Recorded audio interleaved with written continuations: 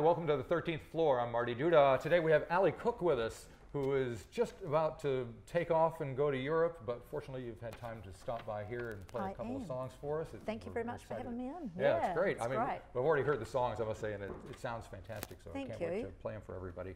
But you've got a new album out. It's called Horseshoe Rodeo Hotel. Yeah. And I heard you saying there was a little story behind the cover of the album. Yeah. A painting. What's that all about? Yeah, so the painting is done by Fats White, or Brent Haywood, and he has works in the Wallace Trust collection, so he's an artist, and a friend of Alan Jansen's, my producer. And they'd written a song, started to write a song called Midnight Cowboys for me, way back when we did the first album, but I had a song called Midnight Sun on there, so we couldn't have two Midnight Suns. You can't do that. So we sort of left it and put it on this album. So he has a co-write on the album, and he's painted the cover, and the album's name comes from a lyric within that song. Right. Now you mentioned Alan Jansen, who produced the album. Yeah. And I would assume that you are comfortable with calling yourself a country artist. Yeah, I sing a songwriter, really. Right. I mean, it's quite an eclectic collection, as you would have heard. And Alan is known for hip-hop mostly, and How Bizarre and all that stuff. I guess with How Bizarre, he's probably known for that because of its, its sheer success, but really he's had Jazz Album of the Year for Nathan Haynes. Right. There's a lot of other things that Alan has done that that's what happens, I guess, when you have one thing that's huge like that. People sort of look at that, but he's produced all sorts of music. And how did you manage to? Well, I have known him as a friend right back to the days of steroids and Body Electric in Wellington. So I've known him for a lot of years. When he first had Modulate, which was a studio here as well, and we were just mates. And so it wasn't until in 2004 when I first came to him with the first single, and I said, I've got this money and I want to record this single, and I don't know, and I was the same as you, I know you do hip hop, but have a listen and see if you think it's something you could produce. And he was like, yeah, of course, mate. And so that's where it began in 2004. So 11 years later, here we are with the second album. And he's writing songs as well. Yeah, we're writing together, and so that's that's something that we've discovered we do pretty well over 2 albums. So yeah. Okay.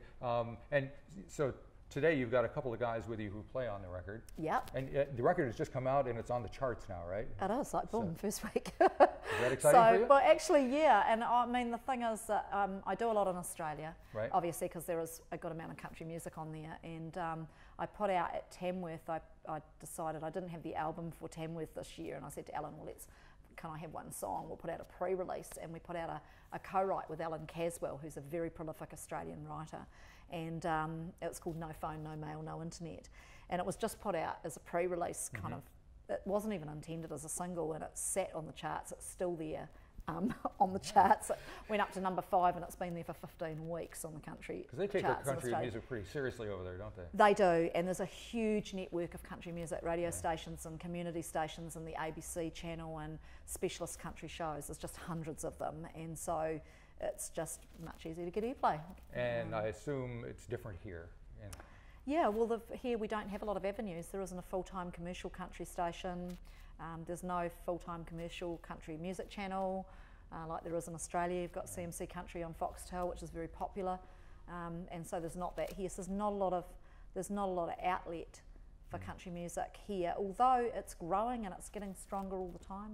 You had Jodie Doreen on the show here, and Kaylee Bell, and there's just lots of people doing really well over in Australia, charting, being successful. And you seem to have embraced the whole internet thing and self-promote. You're a PR person anyway. Yeah. So you're right in the middle of it all, whereas a lot of artists, they kind of shy away from pushing themselves. Yeah, it's hard though, even as a PR person who is hired by other people to do PR, it's still very difficult to do your own.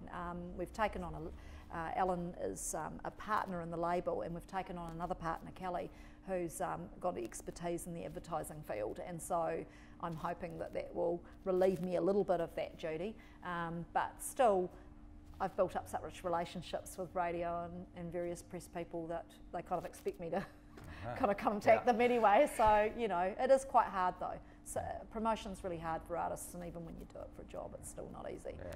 Do it yourself. Okay, well, let's talk about the music here. Yeah. You've got Nick Brown and Yeah. Jimmy Lawrie Yeah, Jimmy Lawrie. on drums. Nick is playing the fiddle and the mandolin. You're going to be playing some guitar and singing away a little bit. And the first song we're going to hear is a song called Home. What can you tell me about that one? Okay, well that's, you know, inspired by travels, so that's about coming home. So, and I've You're just traveling all the time, aren't you? I am travelling all the time. I've just come back from Uluru because I work up there with Aboriginal children. So I've been up there doing my volunteer work with the Jimmy Little Foundation and shooting the music video for Home, which I just came back and I did. It's my first time shooting a music video with an Australian director, Paul Denham, who's had a lot of clips on CMC Country and also has got a small film out at the moment.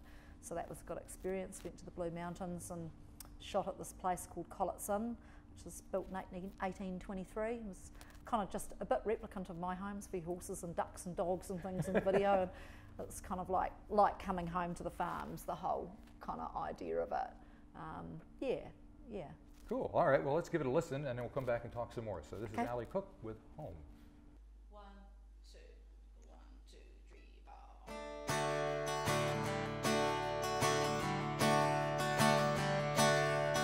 Yellow hammer in a buttercup field, hidden away but soon revealed. When he sings,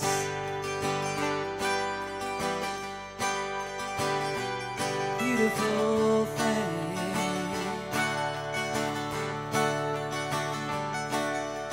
rain falls on a bravely fine,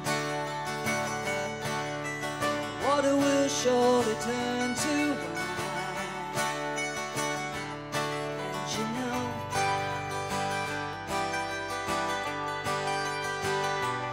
miracle here, yeah, you know.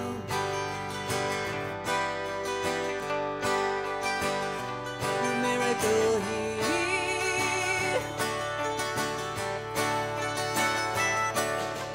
No matter how far I run,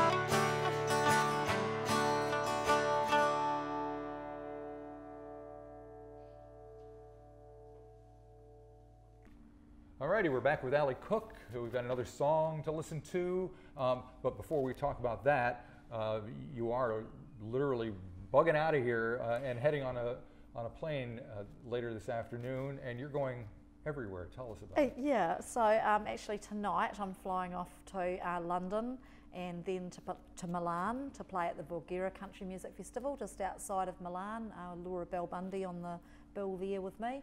And then out of there I'm going to take the train this time because I fly everywhere and never get to see anywhere. So I've got family in Switzerland going there for a couple of days, which is around the lake between Geneva and Lausanne. So I'm going to get the train over there and then fly out on the 4th of July and across to do a house concert in Dusseldorf in Germany. Play the house concert next morning, fly out to Marseille in the south of France, and there doing some work for just 3 or 4 days, and then out of there into Valencia on the 12th, play Valencia on the 12th to some expat English people that all live in that area. Right. And then fly out, doing 3 days in Valencia and then flying out to the UK, and I'm just mainly going to do kind of interviews on radio there for the album. Because that's just appeared on the Hot Disc chart over there. It's entered the top 40 Hot Disc chart number 4, nice which is it's kind of a different chart. It's judged by 800 DJs that rate the songs as to how they're playing them. But I've never had an entry like that, so I'm happy about that. Yep. And then from there I go to Poland, and I am playing at that's on the 25th. I am opening for Rosanne Cash. Nice. Yeah. That's pretty exciting. Playing at Festival Picnic, which is one of the biggest Eastern European festivals. And then from there I fly out to Norway, to the northern part of Norway, to Livland Festival, where I'm playing with a band called Big River and playing some country music there, and then get on a plane and fly back to London and then fly back to Sydney, playing Sydney Basement on the 5th of August. So flying in on the 4th, and you book doing all radio, yes, playing on the 5th. And then flying back for the nominees night of the Country Music Awards in Hamilton, which is on the 7th, and comparing that night, and I'm nominated there as well. Great. And then I can't stay for the awards because on the 8th I am playing the Sydney Opera House with Archie Roach and Don Walker and various people in support of the Jimmy Little Foundation, which is where I work with the Aboriginal kids. Right. And it's a fundraiser on the 8th of August, and then on the 9th I'm coming home. Oh, I see. I'm exhausted just hearing about it. Yeah, and then I'll probably sleep for like 3 or 4 days. So Maybe. you must be very good at compartmentalizing your work, because there's the promotion, there's the booking, there's the actual songwriting and the recording. I actually have 4 of me. I just clone myself, and people don't realise that I've actually got 4 clones working. No. No, not really. I wish I could clone myself. But no, it's just a matter of time management, really. I just really time manage and make sure I'm making the most of every moment. And I mean, I am worried about the 11-hour flight and the 13-hour flight, because when I get to each point, my email inbox will be bulging at the seams with stuff. So, it is hard keeping up with it, but it's today's artists, and you've got to do a lot yourself, and I encourage and help other artists as well with doing that. Yeah. It's just the sign of the times. It's you were here early today, so this is all running smoothly. It's amazing. Yeah, no, right on time. That's 2 more things ticked off the itinerary before tonight's flight. All right, so we're going to go out with a performance of Midnight Cowboys. Yeah. What do we need to know about that song before we're here for it? Yeah, so this song's this is the one that's written by Alan Jansen and Fats White, Brent Hayward for the album, and Horseshoe Rodeo Hotel is the lyric that comes from it. And it's quite a deep song. Like, it sounds, you have to listen to the lyrics, and there is sort of quite deep meaning under the lyrics, even though they sound very jovial. That they're very full-on lyrics, but I never forget them. Even though it's not my song, it's a really funny thing. Like, from the first moment I sung it in the studio, I've never forgotten the lyrics, and yet they're quite complex lyrics. But yeah. And it's a very catchy song too. It is. Yeah. It's we should warn people. They're going to be singing it all day. It's a little earworm, we call it. Once you hear it on the album, it's really very earwormish. Yeah. All righty. Well, thank you very much for coming by. Good luck with all the traveling. Thank you. And we'll see you sometime in August, September, whenever, and it'll all be good. All right. Back in the summer. Okay. Well, we'll leave you with Midnight Cowboys from Aly Cook. 1, 2, 3, 4.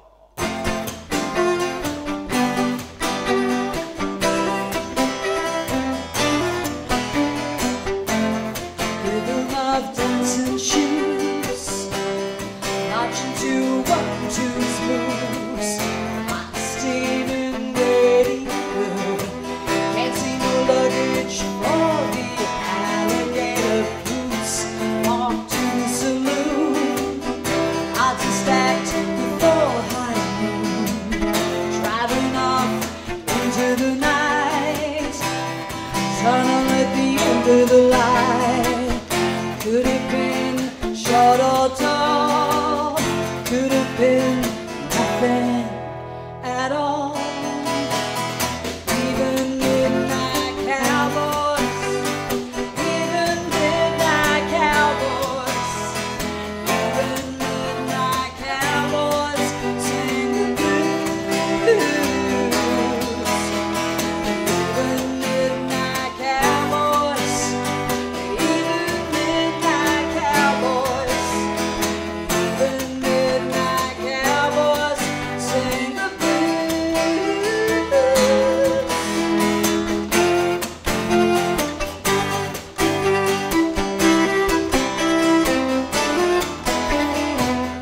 Horseshoe Rodeo Hotel, visited the flies and all is well. Can't seem to make the darkness bright. Snakes stand united on the right. Burnouts and bacon hoops, wagons circle stars and hoops. Satellites across the sky.